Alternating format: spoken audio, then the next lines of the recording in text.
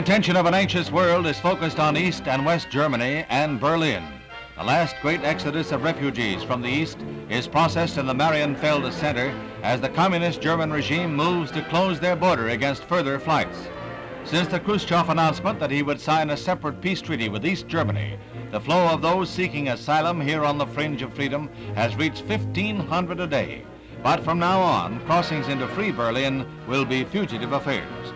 Once the East Germans are processed, they are absorbed into the hungry West German labor market, flown to those centers where they are needed most and where they are safest from Red-inspired kidnappings.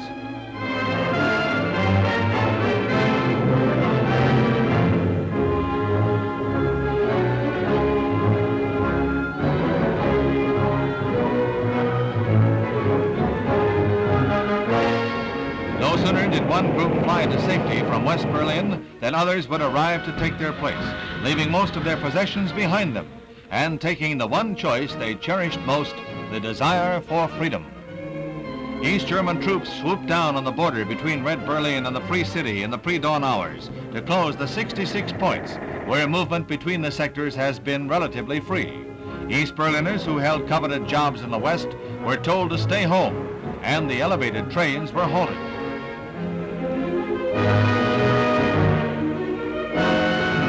Mayor Willy Brandt, commenting on this latest Russian move in the war of nerves, cautioned East Berliners against revolt, exhorting them to do nothing rash.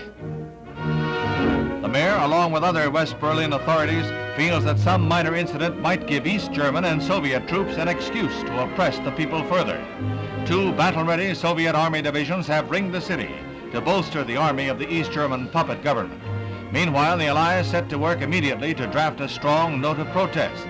Even when the corridor to Berlin was blocked and the Allies resorted to the famed airlift, free movement within the city was never interrupted. The Russians have told their people that the border was closed to prevent the infiltration of agents from the West. Never a word about those who fled to the arms of freedom, fled from the rule of guns and tanks that cast ominous shadows on the red side of freedom's border.